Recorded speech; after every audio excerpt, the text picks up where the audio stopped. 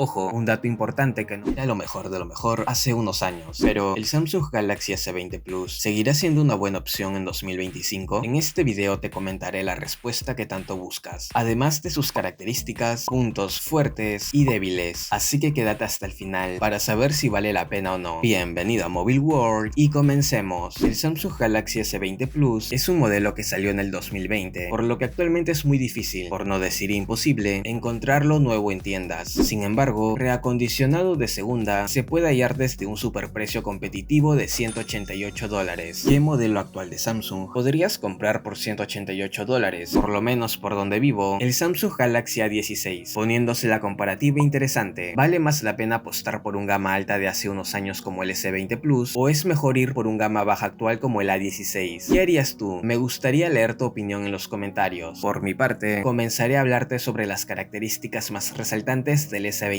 Plus. Si bien este apartado es subjetivo, personalmente su diseño me parece poco moderno, aunque en su momento podría haber destacado. En 2025 luce anticuado frente a modelos actuales que apuestan por bordes más rectos y cámaras integradas de manera minimalista, pero eso no le quita que su construcción siga siendo sólida. Con materiales como el cristal de su tapa trasera, sigue dando una sensación premium en la mano, sin olvidar que su pantalla curva mejora el agarre, haciéndolo más cómodo de sostener durante largos periodos. Asimismo, su pantalla es de 6.7 pulgadas, Dynamic AMOLED, Quad HD Plus y de 120 Hz, siendo un punto interesante tener este panel por $188, ya que en este rango de precio es difícil de encontrar un dispositivo actual que brinde tal calidad y fluidez en el contenido. Pero aquí te va una observación: si planeas comprar el S20 Plus, revisa muy bien el estado de la pantalla. ¿Por qué? Porque las pantallas AMOLED suelen degradarse con el tiempo, debido a que los materiales orgánicos que las componen se desgastan, y al estar ya casi 5 años en el mercado, si no tuvo un buen cuidado, puede presentar irregularidades que afecten la experiencia visual, quitándole así gran parte de su atractivo. Respecto a su apartado fotográfico, cuenta con un lente angular y gran angular de 12 megapíxeles, un telefoto de 64 megapíxeles y un lente frontal de 10 megapíxeles, los cuales te brindarán fotos bastante buenas en condiciones de luz adecuadas. Sin embargo, en fotografías nocturnas no esperes resultados espectaculares, pero para el día a día son decentes. Por otro lado, la versión que vi hasta el momento en mi país es la del Snapdragon 865 y 8 GB de RAM. Sé que hay otra versión con el Exynos 990 que, si bien también da un buen rendimiento para el día a día, yo te recomendaría optar por el modelo que viene con Snapdragon, ya que mejora un poco el desempeño en videojuegos y la eficiencia energética, sin olvidar que cuenta con 128 GB de almacenamiento, el cual se puede ampliar hasta 1 TB mediante una micro SD, característica que en los gama alta posteriores se ha ido descontinuando. Y ya hablando de su batería, esta es de 4500 mAh y soporta una velocidad de carga de 25 watts, desempeñándose regular en el uso diario. Para un uso moderado podría durarte hasta el final del día. Sin embargo, para un uso exigente, confirmo que tendrás que llevar tu cargador a todos lados. Ojo, un dato importante que no muchos mencionan es que este dispositivo ya no recibirá más actualizaciones de forma oficial, quedándose en Android 13 y en One UI 5.1. ¿Por qué esto es importante? Porque con el pasar de los años puede que algunas aplicaciones más modernas empiecen a perder compatibilidad, lo que limita su funcionalidad si quieres este dispositivo para el largo plazo. En resumen, puntos a favor: su pantalla, sus materiales de construcción, su rendimiento decente y su almacenamiento ampliable. Puntos negativos: ya no cuenta con soporte oficial para las actualizaciones, posible desgaste de la pantalla y tiene una batería limitada si lo usarás de forma exigente. Entonces, ¿deberías comprarlo? Si estás buscando un dispositivo económico sin importar que sea reacondicionado de segunda, que ofrezca una pantalla de gran calidad, buen rendimiento y una experiencia general premium a un precio muy competitivo, sí. Sin embargo, es crucial evaluar el estado físico y funcional del equipo antes de comprarlo, especialmente su batería y pantalla. Pero si no quieres complicarte revisando esos detalles, no te preocupes, mira el video que aparece a continuación, donde te hablo de otros gama alta que están bajando de precio en 2025, así que dale click y no te los pierdas.